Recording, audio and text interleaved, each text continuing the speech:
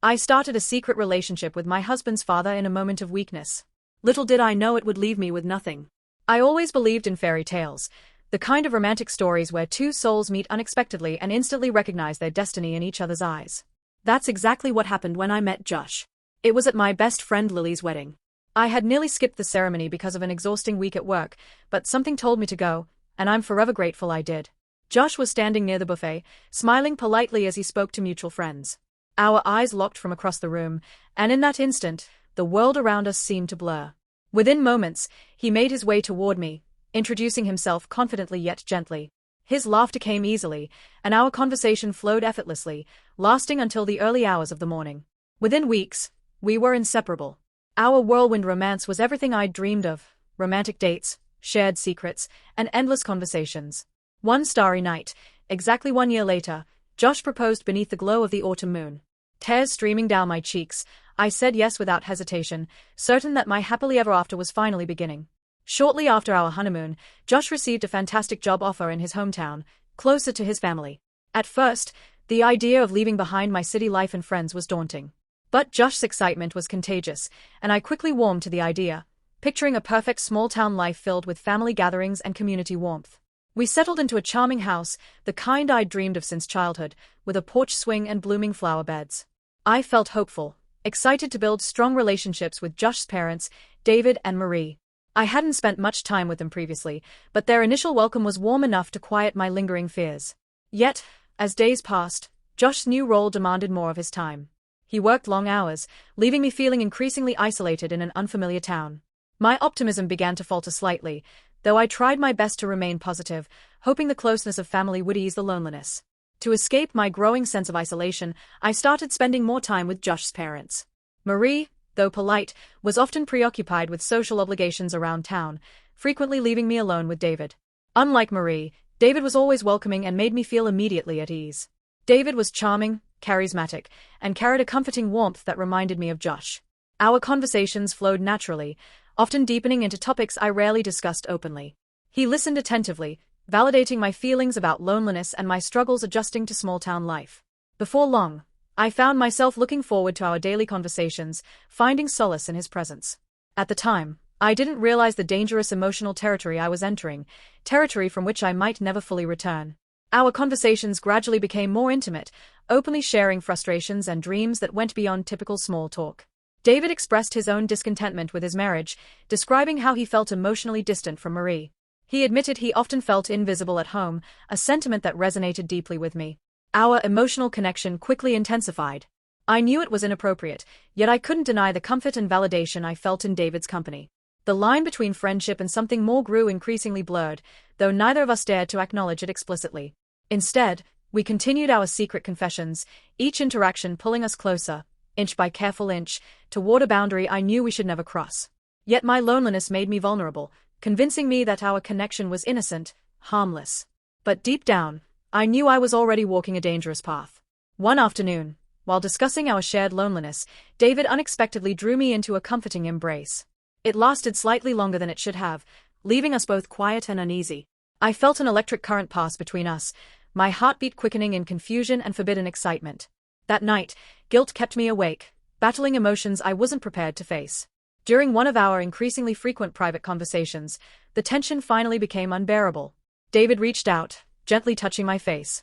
Without thinking, we kissed, a moment both passionate and terrifying. As we parted, the weight of our actions immediately settled upon us, yet neither could deny the desire ignited within. From then on, our meetings became clandestine affairs. David visited when Josh was at work, our passion growing unchecked, hidden within my home. Yet guilt and fear lingered, a constant shadow over our intimacy, making every stolen moment thrilling yet filled with anxiety. One afternoon, Josh unexpectedly returned home early. Panic seized me as David scrambled to hide in the spare bedroom closet. My pulse racing, I feigned innocence, barely breathing until Josh left the room again. The relief was temporary, the scare underscoring the dangerous game we were playing. A tense family dinner heightened my anxiety. Marie sensed something off, carefully observing my interactions with David. Her suspicious glances made my stomach churn, forcing me to carefully monitor every glance and word. I left emotionally exhausted, fearful that our secret was close to unraveling. Josh nearly discovered explicit messages on my phone from David. I snatched the device from his hand, inventing a shaky excuse. His lingering suspicion was palpable, intensifying my paranoia and guilt, aware that exposure was inevitable. Marie unexpectedly returned home during one of my visits. I hid quickly, barely escaping detection as she searched suspiciously. The constant near-discoveries wore heavily on me, yet I couldn't break away from David's emotional hold. The inevitable happened when Marie walked in unannounced, catching David and me kissing passionately. Her scream echoed painfully, her betrayal evident. She stormed out, vowing consequences, leaving us standing in horrified silence. Marie immediately told Josh, whose heartbreak and anger were devastating. Our marriages dissolved swiftly, the divorce proceedings painful and humiliating, filled with bitter accusations. I found myself entirely alone, ostracized by the community. David and I, now isolated and ostracized, moved into a small apartment. The romantic illusions quickly faded under the weight of daily struggles, resentment, and constant arguments. Reality shattered any remaining fantasy. Months later, suspicion led me to discover David's affair with another woman. His casual betrayal destroyed me anew, exposing his manipulative nature and forcing me to confront the truth about our toxic relationship. In desperation, I reached out to Josh, hoping to apologize and reconcile. He coldly rejected me, his words painfully clear. My choices had destroyed any chance of forgiveness or reunion. Unexpectedly, Marie visited, offering forgiveness despite her pain. Her compassion deeply moved me, prompting genuine self-reflection and the desire to truly change. Through therapy, I faced harsh truths about myself, recognizing destructive patterns rooted in insecurity and impulsiveness. This painful honesty began a difficult yet necessary healing journey. Josh rebuilt his life, eventually finding genuine happiness with someone new.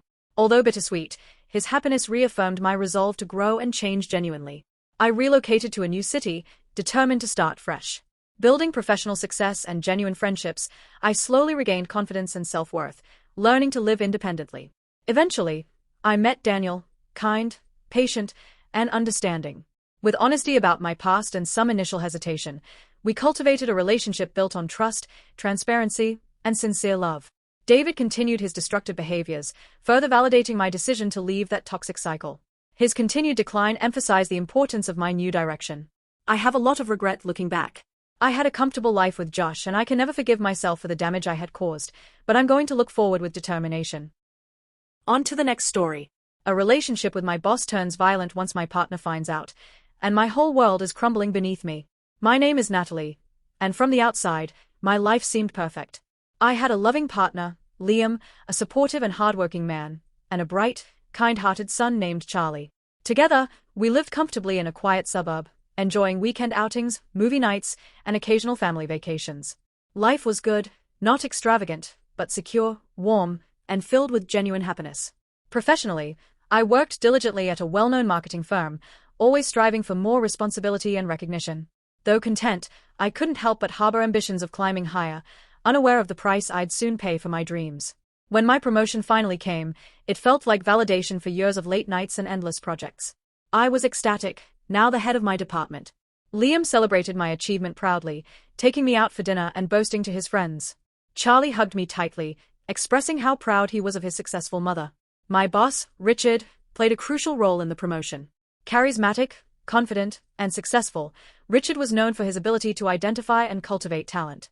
He made it clear he saw immense potential in me, regularly praising my ideas and insight, often making me feel uniquely valued. Soon, Richard's attention extended beyond professional boundaries, subtly at first, then unmistakably.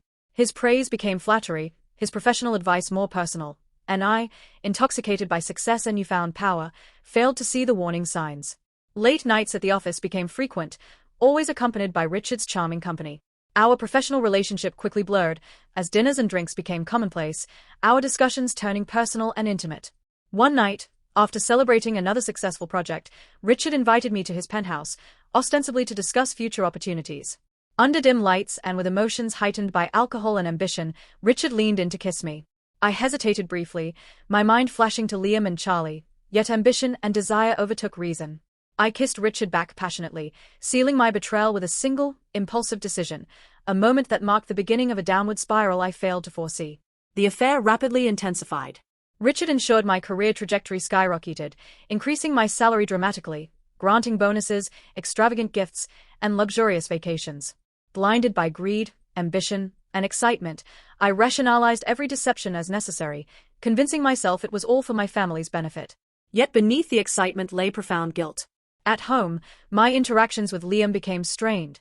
Intimacy diminished, replaced by an emotional chasm. Charlie noticed, often asking quietly why I seemed distant or sad. Each question from him felt like a knife, yet my web of lies had become too tangled to escape easily. The thrill of ambition and the perks of my betrayal overshadowed the quiet, persistent voice begging me to stop. Balancing my dual lives took an immense emotional toll. Each family moment was overshadowed by paranoia of exposure, each workday tainted by guilt and anxiety. Liam, perceptive and caring, began sensing changes in me, asking pointed questions about my absences, noticing the expensive gifts from Richard I'd clumsily explained away. Charlie withdrew emotionally, struggling silently with tensions he couldn't understand. Our once warm home now felt suffocating, the air heavy with secrets and unspoken truths. Still, I foolishly believed my carefully constructed lies could hold indefinitely, unaware that my deception was about to unravel spectacularly and destructively. My carefully hidden betrayal unraveled suddenly and cruelly. One evening, as I prepared dinner, Liam picked up my buzzing phone, innocently assuming it was a simple work call. Richard, mistaking him for me, spoke flirtatiously, referencing intimate moments from our last rendezvous. I watched Liam's face pale, the light draining from his eyes. His trembling voice asked a single question: how long? My confession spilled out through choked sobs, the ugly truth finally free. Liam's devastation shattered me, yet I knew my remorse meant little now. Enraged beyond reason, Liam drove furiously to my office, storming into Richard's office, confronting him violently. The brutal assault left Richard seriously injured, drawing the immediate attention of security and police. Liam was arrested in full view of colleagues and clients, the chaos causing irreparable damage to my professional reputation. The scandal exploded publicly, every painful detail of our private lives laid bare. Humiliated and destroyed, I watched helplessly as the consequences of my choices unfolded mercilessly before me. Richard, embarrassed and traumatized by the assault, promptly ended our relationship, both professionally and personally. Within days, I was terminated, labeled a liability and a source of workplace conflict. My promising career vanished instantly, the reputation I'd carefully built disintegrating overnight. My colleagues distanced themselves coldly, friends became strangers, and the respect I'd once commanded disappeared completely. My fall was swift and brutal, leaving me numb, unable to comprehend how quickly I'd lost everything. Liam, from jail, refused all communication, initiating divorce proceedings immediately. Charlie, devastated by our family's implosion, rejected every attempt I made to comfort or explain. He chose to live with Liam's parents, unwilling to face the mother who'd betrayed his father and shattered his stable life.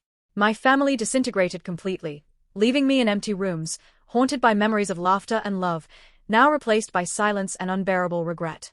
Alone, stripped of career, family, and dignity, I faced an overwhelming emptiness. Friends avoided me, neighbors whispered judgments openly, and my days became an endless loop of painful introspection.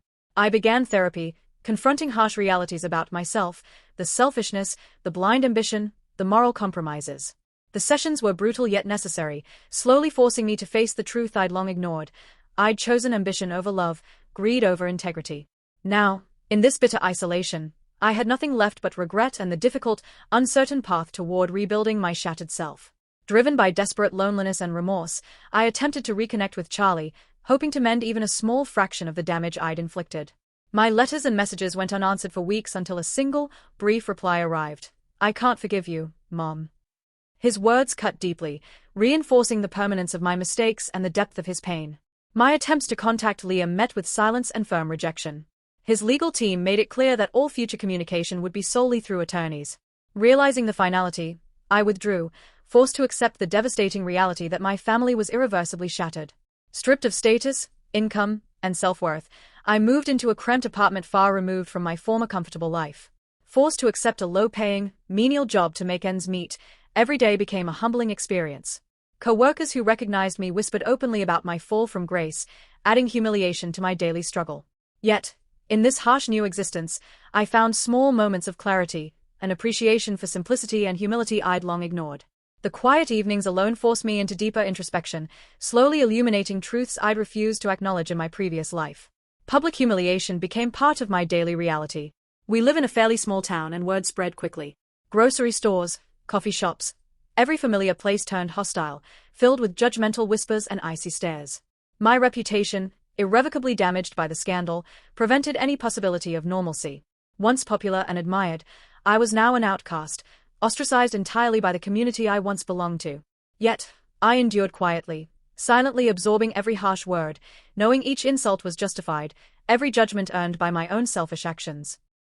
In the bleak monotony of my new existence, kindness appeared unexpectedly in the form of Edith, an elderly colleague at my workplace.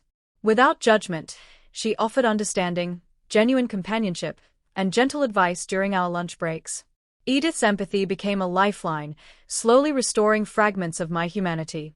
Our conversations were my only solace, and her compassionate acceptance began planting seeds of self-forgiveness within me, something I'd long believed impossible. Edith became my confidant, teaching me humility through her quiet wisdom.